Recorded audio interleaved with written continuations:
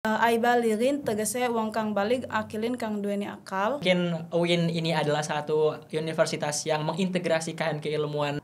Imsaku an muftirin. Jadi puasa secara syara itu menahan dan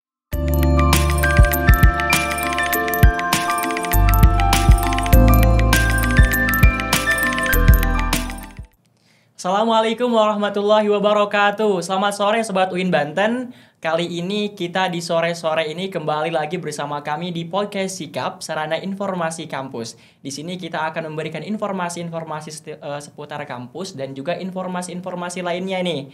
Sore kali ini kita sambil ngabuburit, kita bakal ngobrol-ngobrol dengan salah satu mahasiswa yang menjadi narasumber kita pada sore hari ini.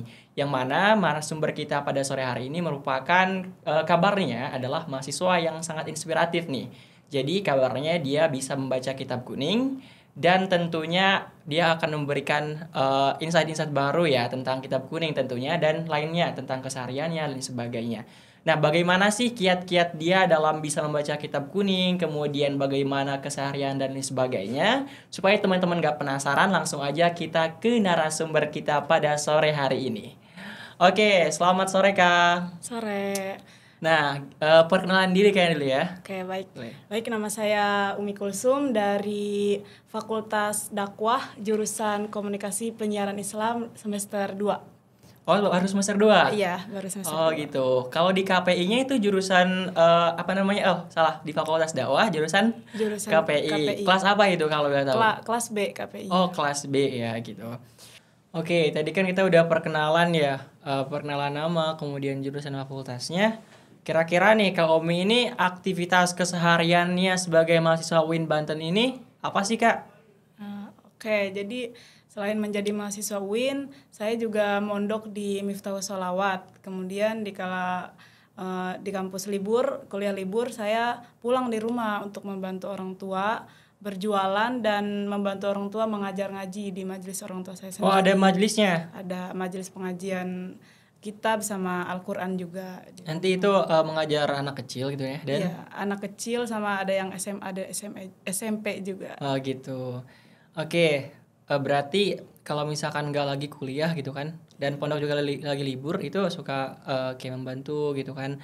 Tapi kalau misalkan kayak biasa udah masuk perkuliahan itu kembali lagi ke pondok. Iya, kembali ke pondok mengaji seperti biasa. Oh iya, kayak gitu.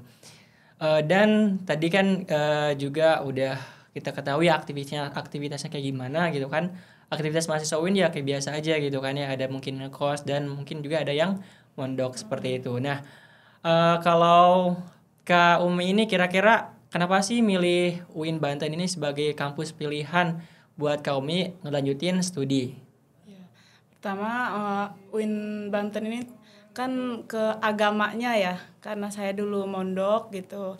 Makanya saya pengen meneruskan gitu dari pondok. Kemudian saya mengambil komunikasi ini agar saya dapat menyampaikan ilmu yang saya punya ini dengan benar, dengan komunikasi yang benar. Tentunya kalau kita menggunakan tata bicara komunikasi yang baik dan benar, pendengar itu akan lebih mudah untuk menangkapnya. Dan tersampaikan apa yang mau disampaikannya gitu. Jadi saya makanya mengambil komunikasi penyiaran Islam. Ya, jadi karena selain memang milih UIN ini adalah melanjutkan dia yang namanya Kak Omi adalah sebelumnya itu basicnya adalah ilmu agama, lanjutkan ke UIN dan mengambil jurusannya adalah jurusan komunikasi dan penyiaran Islam supaya memudahkan dalam menjadi cita-citanya nantinya yakni menjadi pendakwah gitu kan, berkomunikasi dengan baik. Nah, kira-kira kalau Kak Omi ini tadi kan kita Anggar udah singgung ya di awal bahwasanya narasumber kita ini kabarnya bisa membaca kitab kuning seperti itu. Nah, kira-kira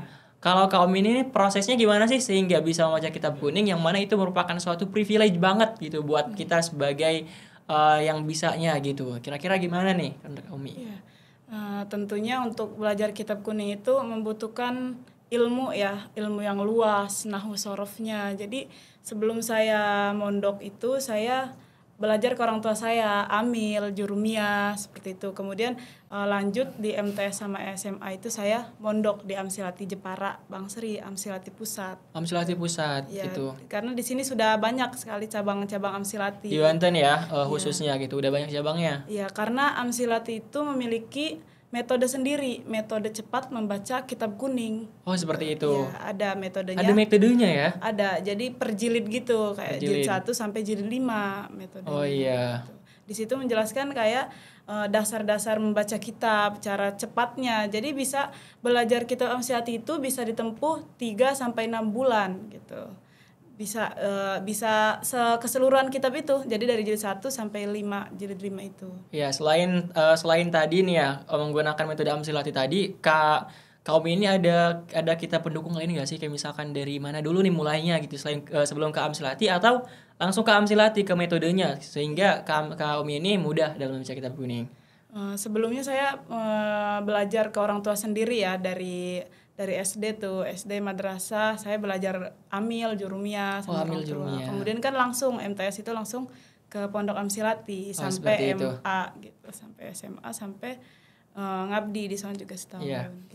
Jadi karena emang dalam memahami kitab juga perlu dasar-dasarnya, perlu ilmu alat ya disebutnya ya. Iya, ilmu alat, nahwu dan shorof. Dasarnya itu kalau misalkan di Banten khususnya menggunakan kitab Amil dan Jurumiyah. Setelah itu mungkin untuk kaum sendiri menggunakan metode dari pondok pesantrennya seperti itu yang disediakan oleh pesantrennya itu sendiri kayak gitu. Nah kira-kira itu tadi kan udah lama banget ya itu prosesnya ya. Berarti udah mulai dari SD gitu kan. Memang proses itu nggak ada yang gampang ya. Iya betul.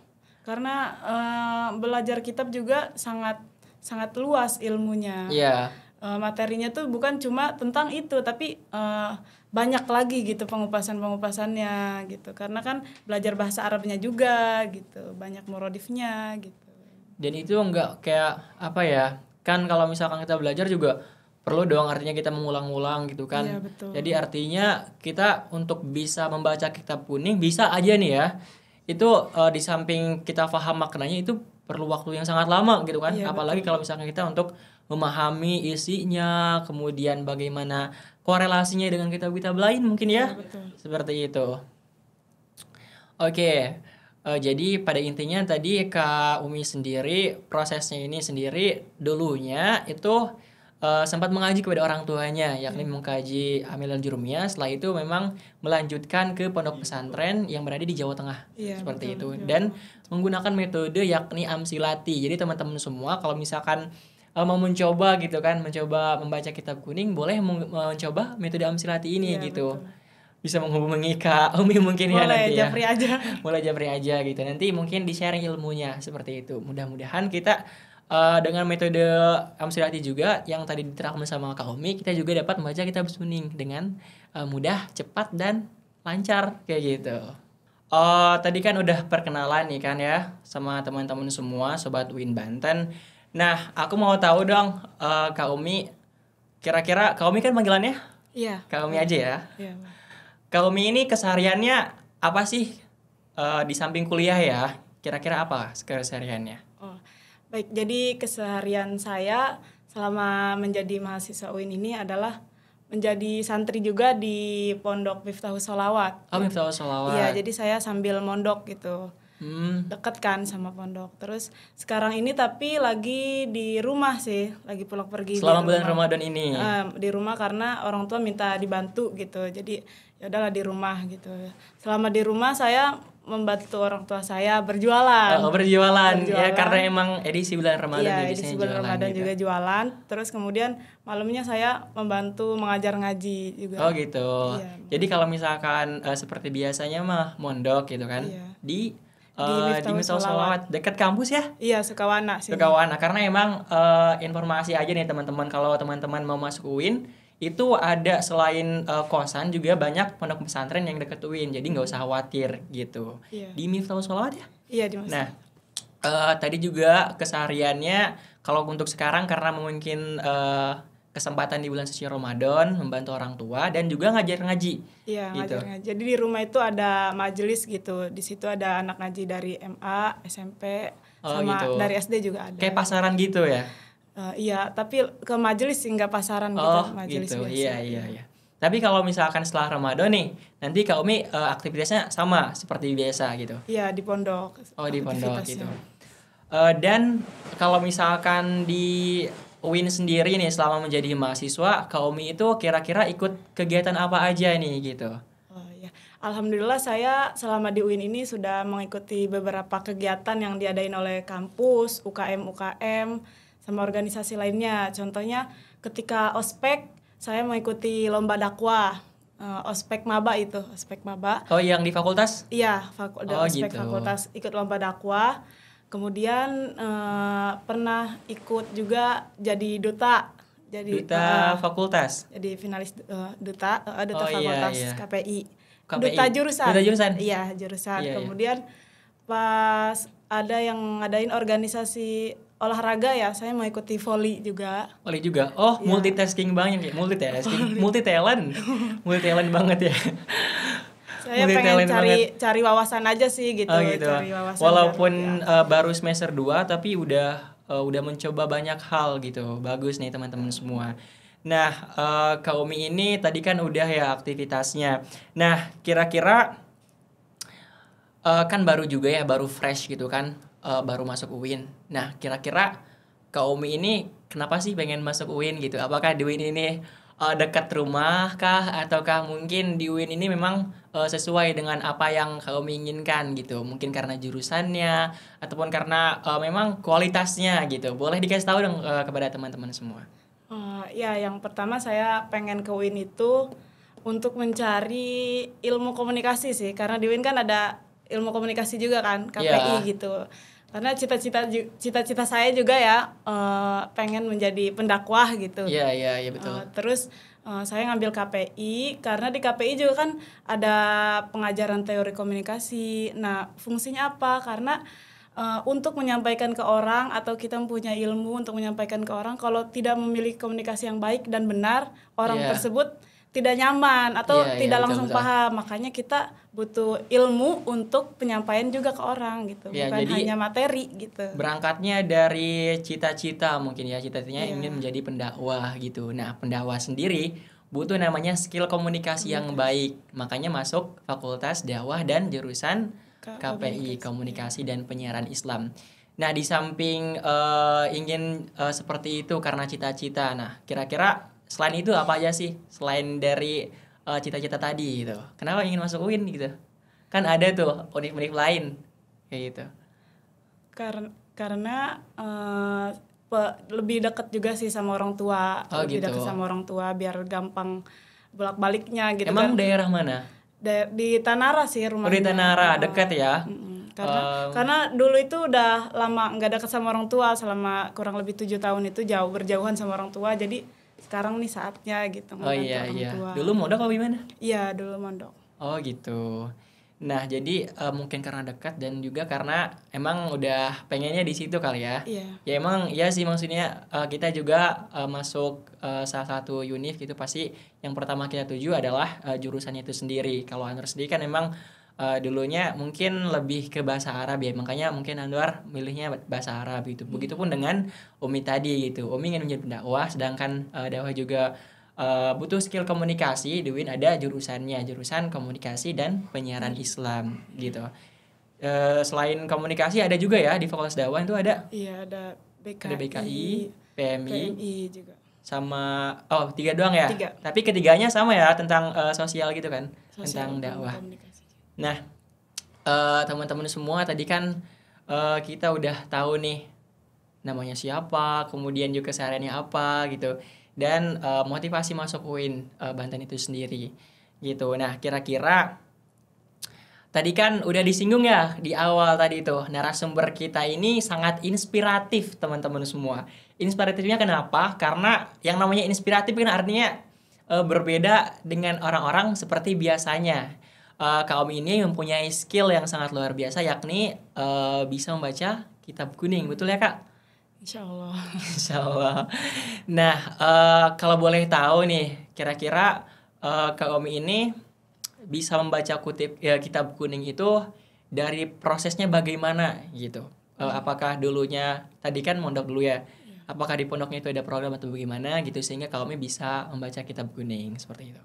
Ya, alhamdulillahnya saya semenjak lulus SD itu langsung mondok, langsung ada kemauan pengen mondok di Jepara, Jawa Tengah. Jepara, Jawa Tengah? Amsilati. Amsilati, oh iya. Pernah dengar gak, Kak? Pernah. Iya, Amsilati Darul Falah di Jepara. Sebenarnya di sini udah banyak cabangnya. Iya. Di Tangerang, di Banten, di Cirebon, banyak lah. Tapi di Jepara itu pusatnya. Oh iya gitu. Pusatnya Amsilati. Nah, di situ Amsilati itu adalah sebuah metode cepat cara baca kitab kuning seperti itu.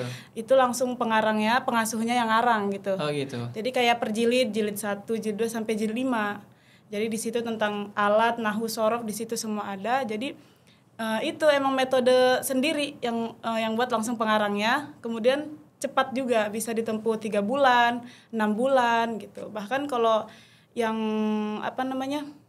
yang benar-benar ya bisa 2 bulan juga bisa gitu Amsilati itu. Oh gitu, jadi dulunya di pondok tuh di Jepara, Jawa Tengah, jauh juga ya. Iya. Jadi tadi juga disinggung karena emang dulunya sempat jauh gitu kan, jadi pengen yang dekat gitu. Dan di Jepara itu ada satu metode namanya metode Amsilati. Tadi metode Amsilati itu kayak metode cepat untuk membaca kitab kuning. Yang mana pengarangnya itu sendiri dari pengasuh pondoknya, betul? Iya benar. Dan kalau nggak salah di Serang juga ada ya? Ada juga di Serang. Namanya apa tuh ya, lupa? Amsilati sih. Amsilati ya. Metodenya cuma sama juga. Gitu. Jadi mereka itu dikasih buku seperti itu kan? Iya, per jilid gitu, ada 5. Nanti juga kayak ada ujiannya gitu? Ada, kalau jilid 1 sudah selesai materi ada ujian, naik ke jilid 2 seperti itu. Nanti setelah Amsilati ada lagi? Ada, jadi setelah Amsilati itu praktek itu kayak membaca kitab kuningnya? Membaca terus ngemaknain gimana gitu. Setelah kitab Amsilati. Kemudian kemarin juga baru terbit lagi karangan beliau Kiai Taufikul Hakim, terbit kitab Mausuati. Kitab Mausuati itu kitab yang setelah kitab Amsilati. Jadi kalau Amsilati sudah hatam, lanjut ke Mausuati. Di Mausuati itu kayak ada beberapa materi ya yang kita maknain gitu, kita baca. Kemudian di situ lebih jelas lagi gitu kan. Kalau yang dari jilid 1 sampai 5 itu masih dasar. Tapi kalau di Mausuati itu metode penerapannya gitu, sama secara luasnya lagi. Lebih gitu. luas lagi, lebih menjabar lagi Mausuati gitu kan. Iya, karena emang harus perkenalan dulu ya, harus dari dasar terlebih dahulu. Nah, kira-kira itu Anwar juga kalau nggak salah pernah punya ya nama metode dan kitabnya. Dan itu kalau nggak salah ada setelah itu kan kalau Amsilati ilmu nahwu ya, ada juga tentang sorfiyah kan? Iya, ada kitab sorfiyahnya juga. Dan ada satu lagi simpulan dari Amsilasi itu. Bener nggak? Khulasohnya. Ya. Gitu kan. Jadi di samping memang sudah lama juga ya di Jepara, selama berapa tahun Kak? Kurang lebih 7 tahun. 7 tahun dan menggunakan metode yang tepat dan cepat gitu kan. Nah, di sana tuh ada nggak sih kayak masih 2 bulan tapi udah lancar gitu? Ada, cuma kan ada tahap-tahapnya lagi gitu setelah itu. Tapi banyak yang kayak Amsilati lulusnya 2 bulan gitu, sampai 3 bulan juga ada gitu. Kalau kakak nih, kalau Kak Omi nih, ketika mondok di sana, setelah menggunakan metode itu, kira-kira bagaimana sih pengalamannya gitu? Kayak apakah ini benar-benar kayak cepet banget nih bisanya gitu? Iya. Lebih cepat kerasa sih tentunya ya. Jadi kan kayak kalau kita baca Quran nih, kan tadinya cuma baca-baca aja gitu ya, Al-Quran bacaannya nih. Tapi setelah belajar itu contoh setelah huruf jer, minallahi gitu. Allahi dibaca jer. Oh ternyata di Al-Quran nih kenapa dibaca jer? Karena terletak setelah huruf jer. Oh gitu. Langsung tahu. Kan kalau misalkan di Amsilat itu ada langsung kayak nazomnya gitu nggak sih? Iya, ada nazomnya. Langsung nazomnya misalkan huruf jar, terus langsung ke kitabnya. Nah, kitabnya itu sendiri kitab apa Kak kalau di Amsilati? Hulasoh. Jadi Hulasoh itu kumpulan ada dari Alfiyah Ibnu Malik. Kumpulan gitu. Sama ada syiiran dari Abayai. Di situ juga ada kayak nadom maksudnya juga gitu. Kayak gitu. Nadom-nadomannya. Jadi di sono terkenalnya kayak syiiran nadoman yang dibuat langsung oleh Abayai. Oh, seperti itu ya. Jadi mungkin dengan metode tersebut kerasa banget cepatnya gitu. Ya, alhamdulillah. Alhamdulillahnya gitu kan. Yang tadinya baca Quran nih, kalau baca Quran kita emang baca Quran ya biasa aja gitu kan. Tapi setelah mengetahui langsung kayak otak tuh muter sendiri ya. Karena terbiasa mungkin. gitu. Oke, Langsung misalkan kegambar gitu. langsung kegambar gitu. Iya. Oh, ini gitu. Karena mungkin selain dengan metode itu, dia juga apa ya namanya? Cepat kayak gitu. Iya. Oke, selanjutnya nih. Kita karena tadi udah ya dijelasin tentang metode bagaimana, kemudian pengalaman proses untuk bisa membaca kitab kuning itu bagaimana, metode-metode dan lain sebagainya. Nah, sekarang kita mau kayaknya harus coba nggak sih gitu. Boleh. Supaya teman-teman sobat UIN Banten ini tahu loh bahwa mahasiswa kita ini keren banget dan bisa membaca kitab kuning. Boleh mungkin ya Kak? Iya. Karena ini di bulan Ramadan kira-kira kita enaknya bahas tentang Ramadan juga ya, tentang Iya, puasa. bab puasa kali. Tentang puasa. Oke, boleh Kak. Itu kitab apa Kak? Ini kitab Fathul Mu'in. Oh, Fathul Mu'in. Syarat Qurratul Ain. Masya Allah. Mau di tentang puasa ya Kak? Ya, boleh deh. Oke. Nah, teman-teman semua, jadi mahasiswa UIN Banten ini variatif semua ya. Jadi ada yang bisa di bidang kitab kuning, ada juga di bidang lainnya gitu. Udah mau dimulai ya? Oke. Boleh, langsung ya dibaca. Bismillahirrahmanirrahim. Babus saumi utawi iki ku bab saum atau bab puasa. Huwa utawi saum lugatan ing dalam cara lugat, al imsaku iku ngeker. Wa syar'an lan utawi saum ing dalam cara syara, imsakun iku ngeker an muftirin saking kang batalaken bisyurutihi kelawan pira-pira syarat al atiyati kang bakal teko. Jadi di sini menjelaskan babu saum huwa lugat al imsaku. Saum secara lugat atau secara bahasa itu adalah imsak atau ngeker. Ngeker itu kan bahasa Jawa ya, bahasa Indonesianya adalah menahan. Jadi puasa secara bahasa itu adalah menahan. Yeah. Kemudian wasyar'an imsakun an muftirin bisyurutihil atiyah. Kemudian secara syara imsaku an muftirin. Jadi puasa secara syara itu menahan dari perkara-perkara yang membatalkan puasa. Itu secara syara. Kemudian wa furidho fi sya'bana wa furidho lan den fardukaken fi sya'bana. Wa furidho lan den fardukaken apa saum fi sya'bana ing dalam bulan Sya'ban. Fi sanati ing dalam tahun asaniyati kang kaping do minal hijrati saking hijrah. Wa huwa utawi saum min khoso isina iku saking kehususan kita, wa minal maklumi lan saking perkara kang malum minad dini saking agama bidarurati kelawan pasti. Jadi difardukan bulan puasa itu mulai dari sempurnanya bulan Sya'ban setelah selesai, kemudian di tahun kedua dari Hijriyah. Kemudian puasa sendiri sudah tercantum dari kekhususan agama Islam atau perkara yang sudah diketahui dari agama secara pasti. Yajibu saumu syahri ramadhana. Yajibu wajib saumu syahri ramadhana opo puasa wulan Ramadan ijma'an kelawan persepakatan ulama bikamali sya'bana kelawan sempurna wulan Sya'ban salasina ing 30 yauman apane dinane au ru'yati adlin atawa ningaline wong kang adil wahidin kang siji walau masturon lan senajan iku ketutup sifat adile hilalahu ing hilale Ramadan ba'dal ghurubi ing dalam sabadane surup Idza syahida ing dalem nalikane nekseni sapa adil biha kelawan ru'yah indal qodi ing dalem sandinge qodi walau ma itbaqi ghaimin lan senajan sertane cuaca mendung bilafdin kelawan lafad asyhadu nekseni ingsun anni sak temene ingsun raaitu ningali ingsun al hilala ing hilal au annahu halla atawa sak temene Ramadan halla iku wis muncul hilal. Wala yakfi lan ora cukup qauluhu apa pengucapannya adil asyhadu ningal ingsun anna ghadan iku satemene esuk min ramadhana iku saking wulan Ramadan.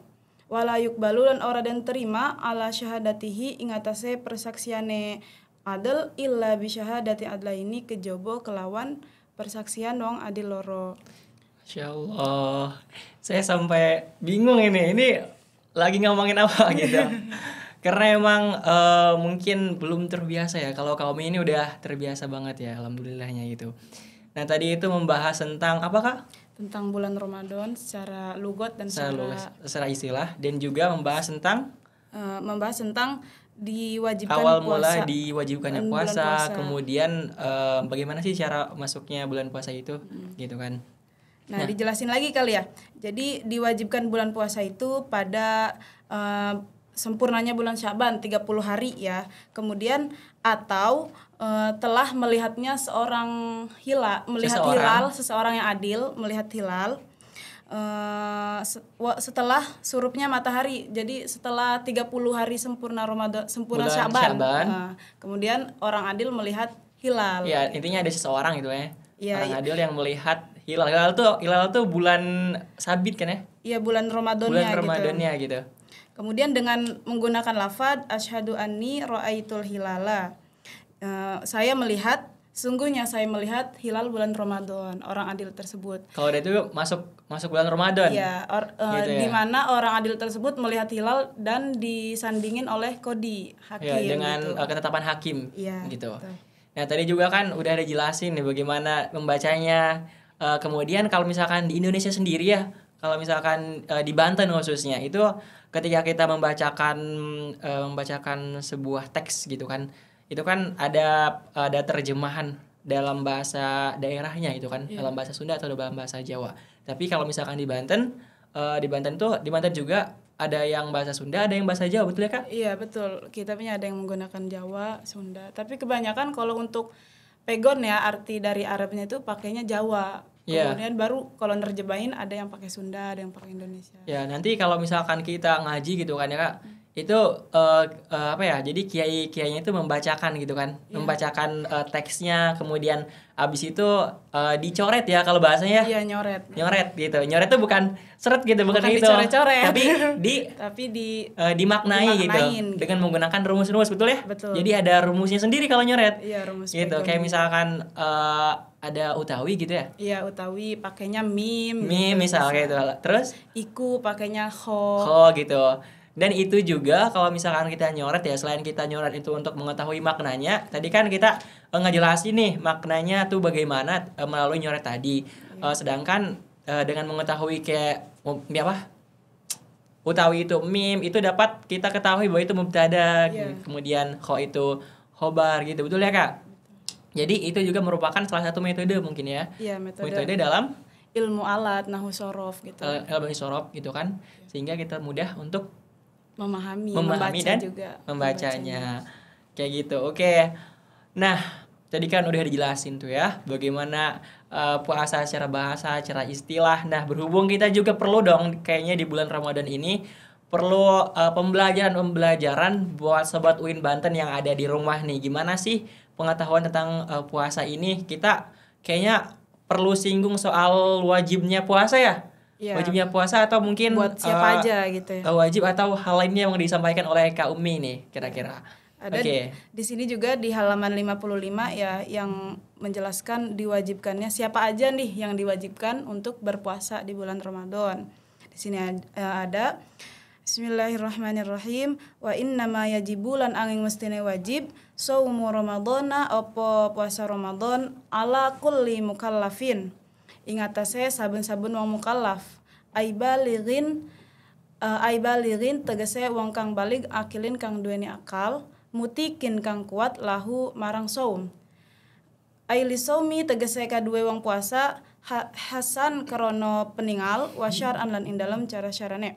Fala yajibu mangka ora wajib apa puasa ala sobiin ing atase bocah cilik wa majnunin lan wong edan. Wala alaman lan ora wajib puasa ing atase wong la yutiqahu kang ora kuat yaman hu ing puasa likibarin krana wis tua au maridin utawa wong kang gering la yurja kang ora den arep-arep barauhu apa warase marid wayal zamulan wajib hu ing marid mudun apa sak mud likul yaumin kadue saben-saben dino. Wala ala haidin lan ora wajib puasa ing atase wong kang haid wa nifasa lan wong kang nifas li annahuma krana satemene wong kang haid lan nifas la tutikoni iku ora kuat ya wong kang haid lan nifas syar'an ing dalem cara syara'. Nah, di sini menjelaskan, jadi yang diwajibkan puasa itu bagi orang yang mukallaf balig akal. Jadi yang Mukallaf itu mukallaf orang yang sudah orang balig, yang sudah balig berakal. dan berakal gitu. Ya. Kemudian mutikin lahu, orangnya sudah kuat untuk mengerjakan puasa. Puasa gitu. Jadi dia itu dewasa dan mampu. Ya, secara pelihatan mata dan secara syaratnya gitu kan, bisa dilihat kan anak kecil ini bisa puasa apa enggak. Kalau dia sudah bisa puasa sudah wajib gitu. Kemudian di sini fala yajibu ala sobin wa majnun. Jadi kalau bagi anak kecil yang belum mampu sama orang gila itu tidak diperbolehkan berpuasa gitu. Jadi tadi kan udah dijelasin tuh bahwa yang wajib puasa itu udah masuk wajib puasa adalah orang yang mukallaf, baligh dan berakal, dan juga dia secara kasat mata atau syarat dia mampu berpuasa gitu. Nah, otomatis yang selain itu yakni orang yang kecil kemudian orang gila itu tidak diwajibkan puasa. Tidak wajib untuk puasa. Tapi kalau untuk anak kecil tuh gimana Kak tuh? Kalau anak kecil boleh untuk pelatihan ya, untuk melatih diri gitu melatih diri gitu. Jadi supaya terbiasa pas gede gitu udah kuat puasa ya sempurna gitu. Iya, puasanya. Jadi pas gedenya tuh nggak kaget gitu. Iya, kadang suka ada kan kalau misalkan anak kecil itu ya dia buka puasa ikut gitu kan. Iya. Kemudian sahur ikut, tapi puasanya dapat setengah doang gitu. Iya, gitu. Nah, coba lanjut. Ya, terus kemudian tidak diwajibkan juga nih bagi orang yang sudah tua atau orang yang sakit tapi sembuhnya itu sudah tidak bisa diharapkan gitu. Emang kayak stroke kali ya. Stroke tuh lama kan penyembuhannya, bahkan sembuhnya juga sudah tidak bisa diharapkan gitu orang stroke-nya. Jadi itu tidak wajib puasa. Tetapi dia diwajibkan wa yalzamuhu muddun likul yaumin. Jadi dia diwajibkan untuk membayar 1 mud setiap harinya gitu. Membayar fidyah gitu kan. Ya, jadi untuk orang-orang yang sakit, orang yang sakit atau orang tua itu, gitu yang tidak bisa yang diharapkan kesembuhannya. Yang peluang untuk sembuhnya itu sedikit gitu. Dan orang tua tadi ya. Dan itu harus membayar fidyah. Tadi gimana? Sebanyak berapa Kak? Membayar fidyah 1 mud setiap puasanya. Kalau satu hari puasa berarti 1 mud. Oh gitu. Iya. Jadi memang untuk ukuran itu sendiri memang kalau dari zaman sebelumnya itu sendiri jenis pokoknya itu intinya bahan pokok gitu kan. Mau itu gandum, kemudian kalau di Indonesia sendiri karena memang kita kesehariannya makan nasi gitu kan ya, enggak roti gitu. Jadi mungkin kita kalau misalkan mengganti puasa kalau bayar fidyah menggunakan beras kayak gitu. Oke, boleh lanjut kali ya. Kemudian wala ala haidin wa nifasaa. Dan tidak diwajibkan puasa juga bagi orang yang haid dan orang yang nifas atau setelah melahirkan, itu tidak diwajibkan.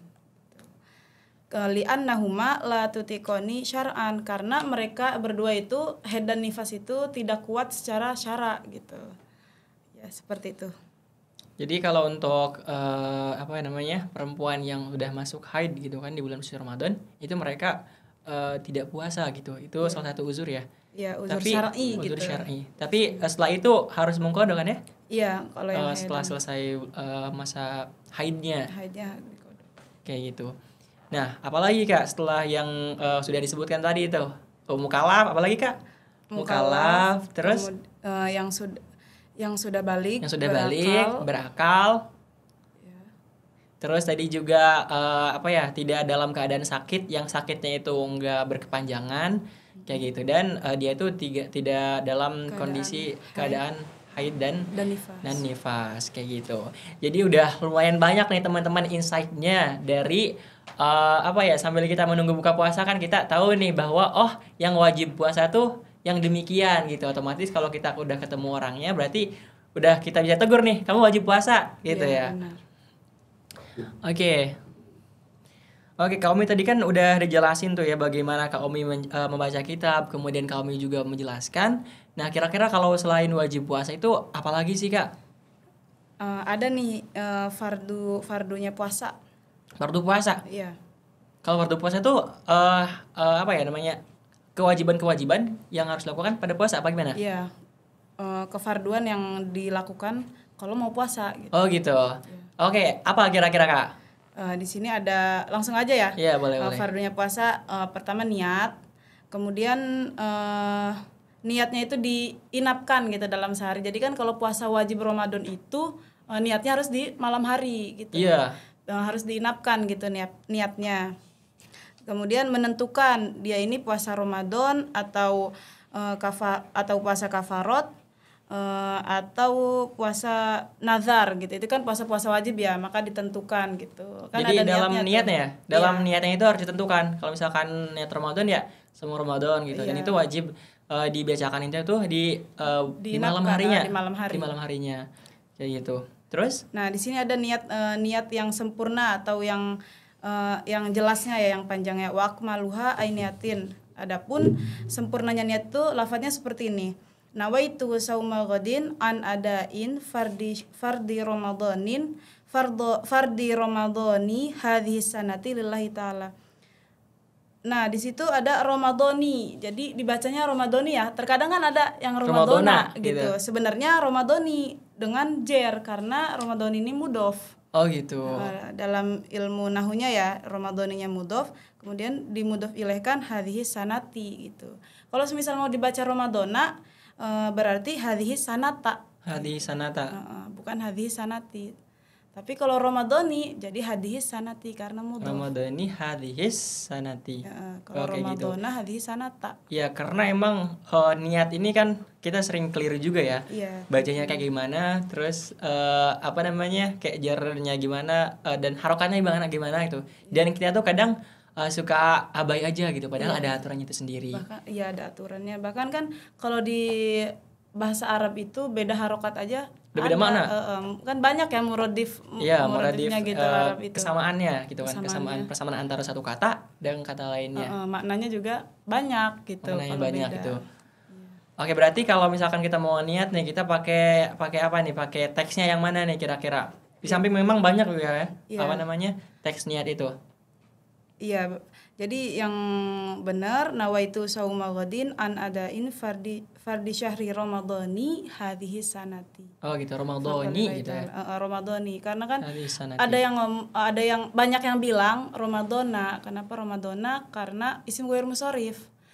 Betul, emang Ramadhana itu adalah isim ghair musharif, bulan yang diakhirin alif nun kan. Ya, nama satu Nama bulan kan isim ghair musharif ya. Iya. Tetapi ada pengecualian di isim ghair musharif tersendiri. Jadi kalau isim ghair musharif apabila dimudhofkan hukumnya kembali asal. Oh, seperti itu. Mudhof itu hukumnya jer gitu. Oh, jadi Ramadhani gitu. Karena Ramadhani mudhof itu hadhihi sanati. harus jer gitu kan ya. Kalau semisal Ramadhana ya Ramadhani. Nah, hadhihi sanata.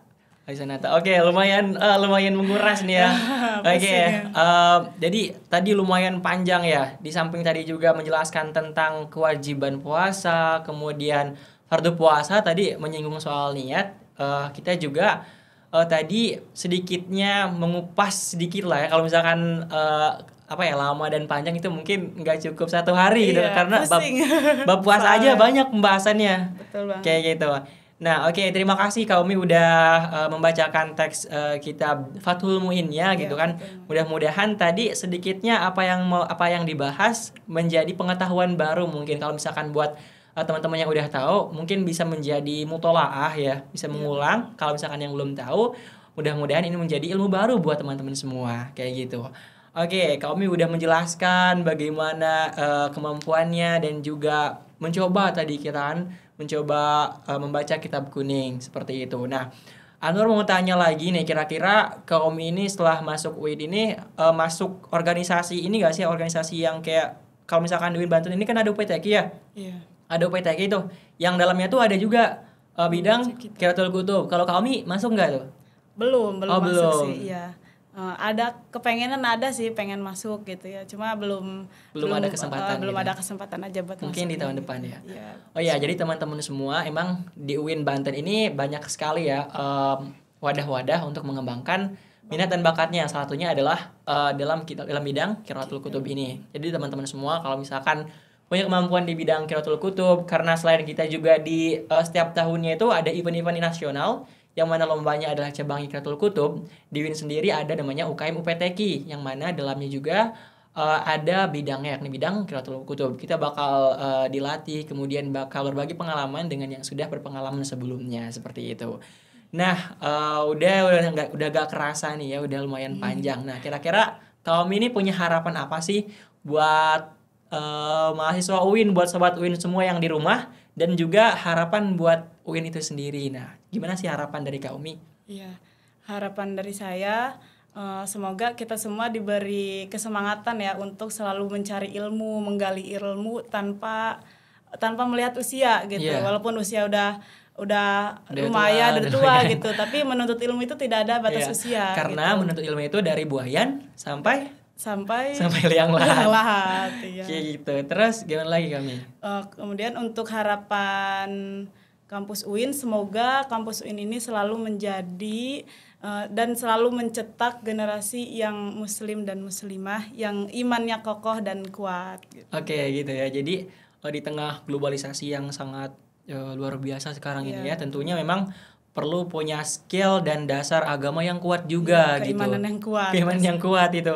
Kita nggak mungkin dong kayak dunia yang semakin meluas, kemudian globalisasi yang semakin meningkat gitu. Kita hanya tertuju pada keilmuan yang duniawi saja gitu. Kita perlu juga benteng dan dasar melalui ilmu akhirat, dan satunya adalah dengan kita rajin untuk mengkaji literatur Islam. Satunya adalah Taurat atau Kitab Kuning. Seperti itu. Nah, jadi teman-teman semua, alhamdulillah kita udah berkenalan, kemudian juga mengetahui bagaimana sih proses kakak Ume ini bisa membaca Kitab Kuning, dan juga pengalaman-pengalamannya, dan kemudian tadi juga udah tes ya. Bukan tes sih, kalau tes lebih ke kayak penilaian ya. Jadi kita lebih ke mungkin menunjukkan gitu kan bagaimana kita ini mahasiswa UIN bisa loh gitu, karena mungkin UIN ini adalah satu universitas yang mengintegrasikan keilmuan agama dan keilmuan umum gitu kan. Di UIN sendiri kan banyak jurusan, tapi jurusan itu diintegrasikan dengan ilmu agama. Di semester 1, semester 2 kita belajar belajar ke bahasa Arab gitu kan. Nah, seperti itu. Di samping itu juga kita perlu mengkaji ilmu-ilmu agama secara lebih mendalam di luar, satunya di pondok pesantren juga, seperti itu. Nah, alhamdulillah ya, kita mungkin banyak sekali pengetahuan yang kita bahas pada kesempatan sore hari ini. Mudah-mudahan apa yang kita bahas dan apa yang kita obrolkan pada sore hari ini menjadi amal bagi kita, dan tentunya di tengah bulan Ramadan ini menjadi pahala yang berlipat ganda juga. Baik untuk kita nih ya, yang kita juga mau kebagian pahalanya teman-teman. Kita mau juga kebagian pahalanya karena kita membicarakan hal-hal baik gitu. Dan tentunya mudah-mudahan berkat teman-teman nih Sobat UIN Banten yang udah mendengarkan podcast Sikap edisi bulan Ramadan ini yang membahas tentang mahasiswa inspiratif, dapat tentunya menginspirasi buat teman-teman Sobat UIN semua di rumah dan menjadi ladang pahala juga gitu. Oke, mungkin itu aja ya podcast kita pada kesempatan kali ini. Mungkin kita dapat bertemu lagi Kak di podcast selanjutnya gitu. Oke teman-teman semua, sekian podcast Sikap sore hari ini. Saya Hoirul Anwar dan sampai jumpa di podcast Sikap selanjutnya. Assalamualaikum warahmatullahi wabarakatuh.